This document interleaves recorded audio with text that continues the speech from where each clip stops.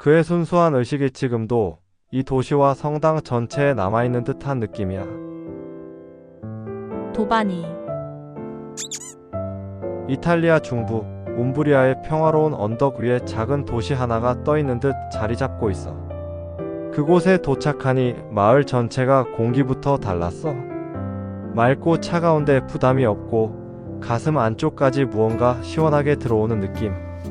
그 기운의 중심에는 성 프란치스코 대성당이 있었지. 아시시는 전 세계에서 영적인 에너지가 가장 강한 도시 중 하나로 자주 언급돼. 기독교 역사에서 가장 사랑받는 인물 중 한 명, 성 프란치스코의 고향이자 그가 마지막까지 머물다 잠든 곳이기도 해. 도시 전체가 유네스코 세계유산으로 지정되어 있고 13세기 이후로 수많은 순례자들이 그를 따라 이 도시를 걸어왔어. 아시시 언덕 위에 있는 성 프란치스코 대성당은 위쪽 교회, 아래쪽 교회, 그리고 그의 유해가 안치된 지하 무덤으로 구성되어 있어. 겉보기엔 조용하고 단정하지만 안으로 들어가면 묘한 기운이 느껴져. 특히 지하 무덤 근처는 많은 사람들이 뼛속까지 차가운 평화, 모든 소음이 멎은 듯한 침묵, 너무 조용해서 시간이 멈춘 느낌, 말로 설명하기 어려운 맑음 같은 표현으로 경험을 말하더라. 그 말이 이상하게 과장이 아니야. 진짜 뭔가가 멈추고 정리되고 가벼워지는 느낌이 들거든.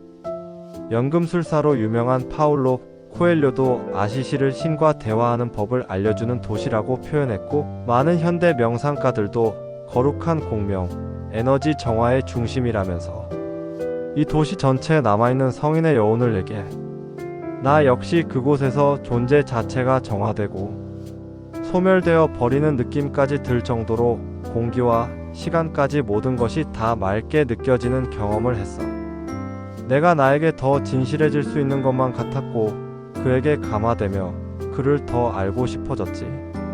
성 프란치스코는 원래 부유한 상인의 아들로 태어났지만 모든 재산을 버리고 가난, 평화, 자연과 함께하는 삶을 선택했어. 예수의 삶을 가장 가깝게 실천한 인물로 평가받고 있고 예수 다음으로 위대한 성인으로도 불려. 그는 모든 피조물과 형제처럼 연결되어 있다는 깨달음을 전했어.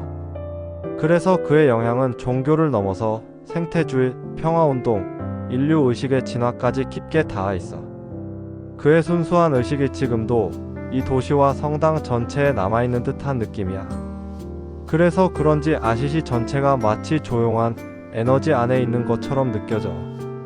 많은 이들이 아시시를 마음의 순례지로 찾아. 어떤 여행자는 아시시의 대성당을 방문한 후 지금까지 방문한 성지 중 가장 아름다운 에너지를 경험했다고 표현한대. 종교와 상관없이 자기 자신과 고요하게 마주할 수 있는 공간이니까. 잠시 멈춰서 그 고요함과 청량함 안에 머물러 보는 것도 좋은 것 같아. 도바니와 함께 사랑을 배워보자. 내용이 도움이 되었다면 구독과 좋아요 부탁해. 오늘도 행복한 하루가 되길.